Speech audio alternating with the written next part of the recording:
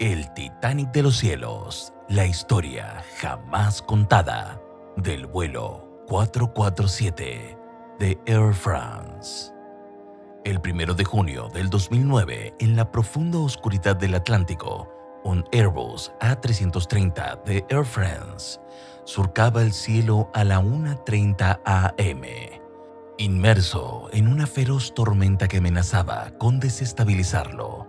Las turbulencias eran tan intensas que la tripulación se enfrentaba a un desafío monumental para mantener el control de la aeronave. Esta es la historia del vuelo 447 de Air France. Todo comenzó el 31 de mayo del 2009 en el Aeropuerto Internacional de Galeão, en Río de Janeiro.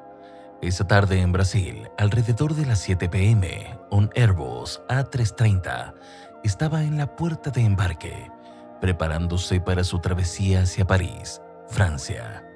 La ruta, que abarca el vasto océano Atlántico, prometía un viaje de aproximadamente 11 horas.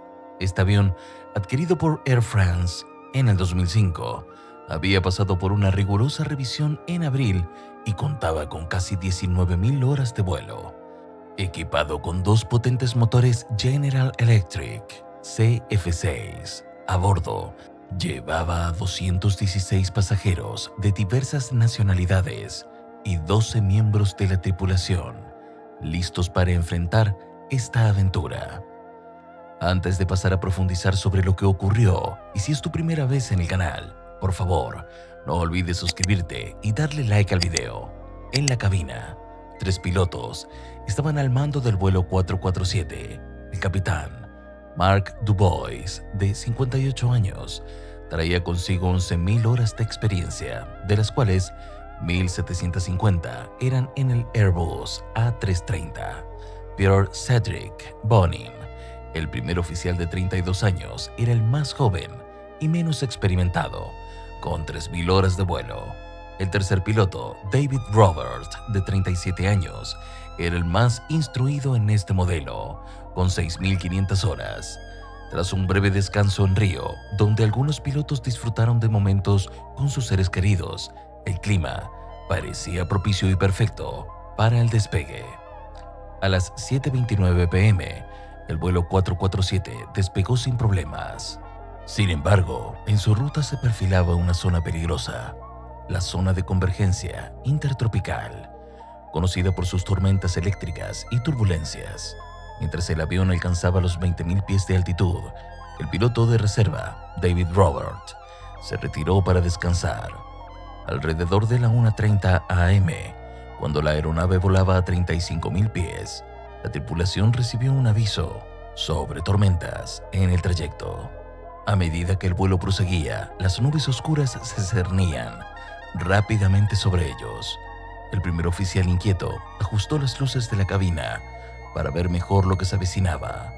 El Airbus A330 comenzó a adentrarse en las densas nubes de la tormenta, donde la oscuridad se tornó total y las turbulencias comenzaron a sacudir la aeronave. Los pilotos debatían la posibilidad de ascender a un nivel más alto para esquivar la tormenta, pero descubrieron que esa opción no era viable. Con la carga eléctrica en aumento, marcando la inminencia de peligro, la situación se tornaba cada vez más crítica. Unos minutos después, el capitán alertó a la tripulación sobre la inminente llegada a una zona de turbulencias. El capitán Robert, consciente de la situación, ajustó su radar meteorológico al máximo para obtener una imagen más clara del entorno. Ante lo que vio en la pantalla, sugirió al primer oficial que giraran ligeramente a la izquierda, sin entender del todo la orden. El primer oficial preguntó a qué se refería. Robert, señalando la pantalla, insistió en el cambio. Aceptando la indicación, realizaron un giro de 12 grados hacia la izquierda, un pequeño ajuste que alteró su ruta original sin informar al control de tráfico aéreo. Pocos minutos más tarde, la aeronave se vio envuelta en una corriente de aire ascendente, acompañada del sonido que recordaba a la lluvia golpeando la cabina, aunque en realidad eran cristales de hielo. La temperatura en el interior comenzó a elevarse y el primer oficial inquirió si el capitán había ajustado el aire acondicionado, a lo que Robert respondió que no había hecho ningún cambio. De repente, un extraño olor a ozono llegó a la cabina, un signo de que el aire se había mezclado con electricidad, un fenómeno típico de las tormentas eléctricas. La abrupta variación de temperatura y humedad sugirió que los motores habían absorbido una considerable cantidad de agua o hielo, sobrecargando el sistema de aire acondicionado. En tan solo unos instantes, las turbulencias se intensificaron y el primer oficial tuvo que reducir la velocidad recomendada para atravesar las turbulencias. Esto hizo que el acelerador automático bajara la potencia, cosa que provocó que los tubos comenzaran a congelarse, aunque normalmente esto se soluciona con calentadores. Una alta concentración de hielo podía obstruirlos antes de que el hielo se derritiera. Los cristales de hielo golpeando el fuselaje comenzaron a sobrecargar los elementos calefactores de las sondas Pitot, las cuales eran vitales para la información de los datos aéreos. A las 2:10 de la mañana, el piloto automático y el acelerador se desconectaron abruptamente, seguido de una alarmante señal sonora. En ese instante, una potente ráfaga de viento inclinó bruscamente el avión hacia la derecha. «Tengo los controles», gritó el primer oficial Boning, quien comenzó a pilotar manualmente. Aunque el avión todavía volaba relativamente nivelado, comenzaba a inclinarse hacia la derecha. De pronto, la velocidad del aire en el panel del capitán cayó de 275 nudos a 60 nudos. Una lectura claramente errónea. El primer oficial, enfocado en estabilizar el avión, intentó corregir el rumbo girando a la izquierda y elevando el morro. Esto provocó que la aeronave comenzara a cabecear hacia arriba, aumentando rápidamente su altitud y desencadenando múltiples alarmas en la cabina, incluida una de advertencia crítica de entrada en pérdida. A pesar de que el primer oficial ajustó el acelerador a la posición toga, que consiste en una maniobra de aterrizaje frustrado, y se realiza cuando no se dan las circunstancias necesarias para conseguir un aterrizaje seguro. Por lo tanto, eso provocó que los motores no pudieran generar suficiente potencia a esa altitud, y el avión comenzó a descender. El capitán Dubois, confundido, expresó: «Todavía tenemos los motores. ¿Qué está pasando?». La aeronave comenzó a inclinarse a la derecha, y el primer oficial declaró que ya no tenía el control.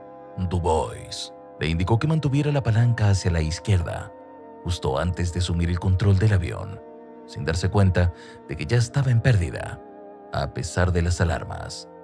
Cuando el capitán Dubois finalmente regresó, se encontró con un caos en la cabina. La aeronave descendía rápidamente a gran velocidad, y ambos pilotos afirmaron que habían perdido el control.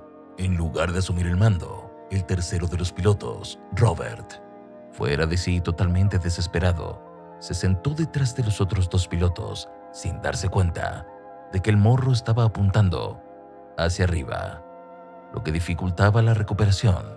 El morro empezó a inclinarse hacia abajo, aumentando la velocidad y reduciendo el ángulo de ataque. Irónicamente, la alarma de entrada en pérdida sonó nuevamente, lo que confundió aún más a los pilotos. A medida que intentaban recuperar el control, el avión descendía entre 10.000 y 15.000 pies por minuto.